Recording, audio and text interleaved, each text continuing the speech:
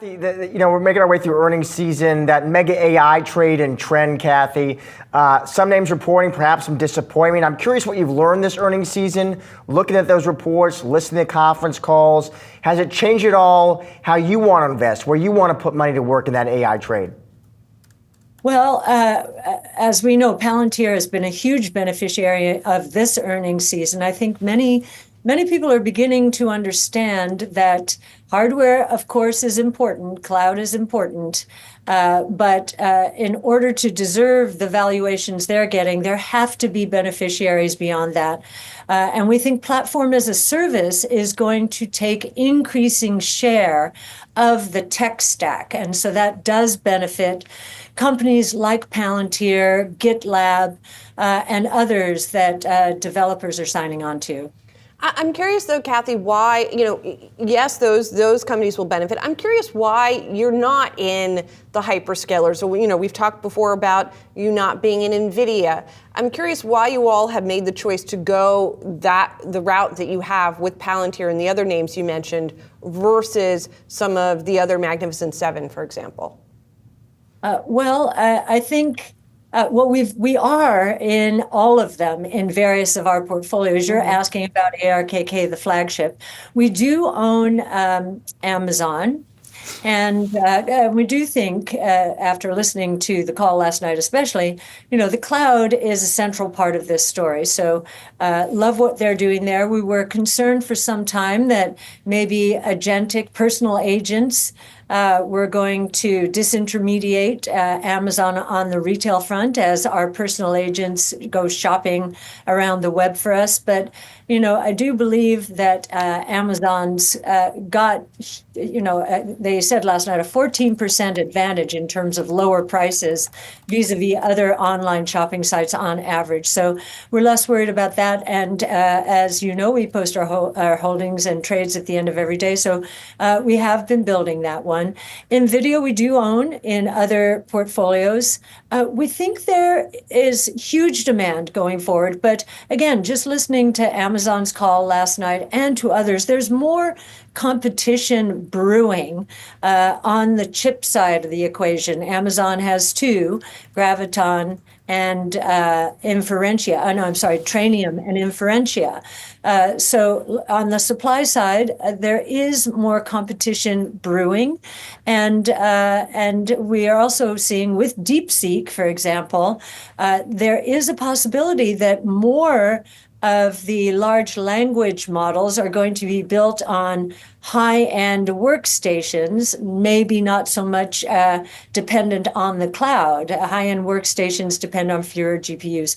All of that said, this is all at the margin.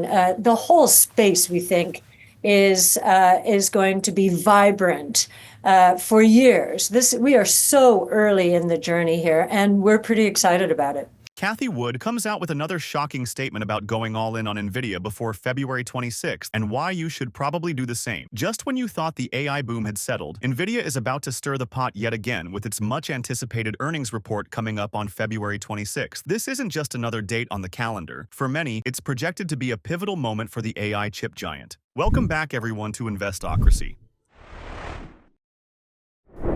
How close do you think we are to that agentic AI future that you were just talking about where, I have an agent and I tell it to go buy me something and it just goes and searches the web for that thing? We think it's going to be here sooner rather than later. In terms of agentic right now, we're seeing coders, for example. Well, AI, large language models, you can give them a coding project, and we're seeing that they can accomplish 85% of the task with no human intervention. That's the beginning of agentic, and we think it's going to push into every sector very quickly. AI training costs are dropping 75% per year. AI inference costs, which is what would be used for this personal shopping agent, they're dropping 85 to 95% per year. So the cost of innovation is collapsing, and we think more innovation is going to happen, especially around this agentic AI opportunity. Cathie, you know, as I always do ahead of us talking, I go and I look at how the various ETFs have been doing, not just ARKK, but the others as well. And I know you like to be judged on a longer time horizon. So I'm looking at 3 years, I'm looking at 5 years, I even looked at 10 years. On all of those metrics, especially the benchmark ETF is lagging the S&P 500. We've talked about this before. What do you tell investors, clients, when they come to you and they say, Cathie, what's going on here? When am I going to be getting these big returns that should be coming from these big innovation plays? Well, we have just come from facing 3 major headwinds over the last few years that have turned into tailwinds. But before I mention those, I should say over the last 10 years, Morningstar has, who ranks all ETFs, we are in the top, I think we're in the top 7.5% of their rankings in terms of where they classify us, which is in mid-cap growth, because we do tend to be smaller cap than the broad-based benchmarks. So over a 10-year period, top 10%, we'll take that. That said, these 3 headwinds, what were they? And they really started after COVID. First was the concentration in the markets towards the Mag 6. I think after the fallout from COVID and the sorting out of the market, people have been scared and saying, they value cash very highly as interest rates went up, and they like to dabble in the larger cap. That's the safer part of the market. So that the broadening out of the market that we are expecting now should really benefit us. Yes, NVIDIA's AI tentacles stretch far and wide, creating an empire of innovation poised to meet real-world challenges head-on. We can't ignore the staggering demand for Blackwell, NVIDIA's trump card in the AI technology game. Reports ahead of February 26th promised a demand that soared beyond expectations, suggesting potential revenues in the billions within its inaugural quarter. But before going on with the video, are you into cryptocurrency? If so, check out our second channel, Investocracy Crypto. We bring you breaking news, expert analysis, and the latest trends in the fast-moving world of digital assets. Whether you're a seasoned crypto investor or just curious about the future of finance, we've got something for you. Click the link in the description to subscribe to Investocracy Crypto now. Don't miss out and stay ahead of the game. Now, let's get back to the video. It has been happening, though. AI training costs have been dropping, led by Nvidia, 75% per year. And AI inference costs have been dropping 85 to 90% per year. DeepSeek is just putting those very rapid declines into a bit of overdrive here. So I wonder if you see Nvidia falling much further. Is this an attractive price to be buying it, do you think? Well, we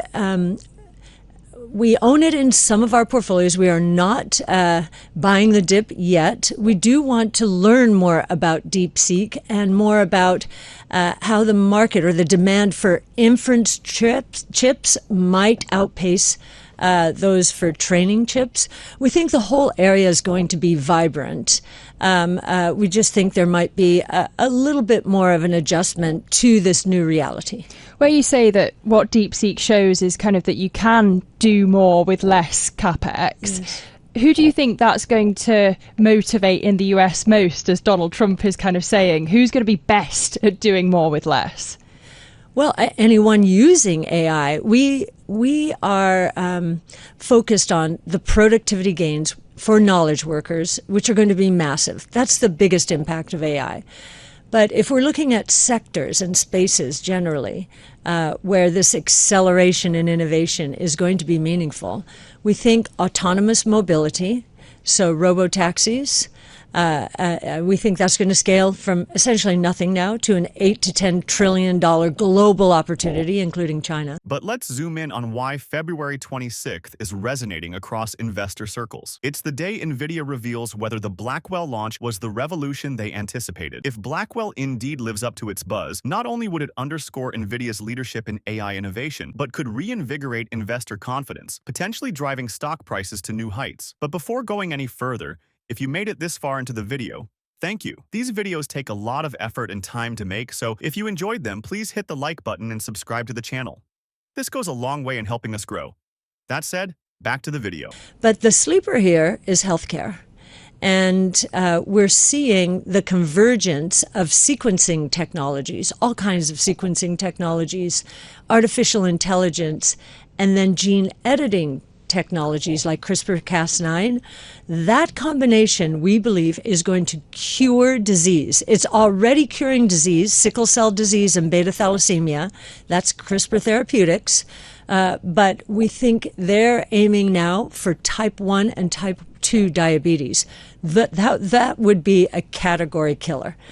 So think about that. Curing disease, AI helping us decode the secrets of life, death, health. As we near the crucial date, the question isn't just about whether Nvidia will uphold its promises with Blackwell, but the broader implications for the sector. The market waits with bated breath, yet optimism prevails. But what do you think? Share your thoughts. Finally, if you would like to know what companies like Nvidia have been up to these past few days, go ahead and click on the next video on your screen. See you there.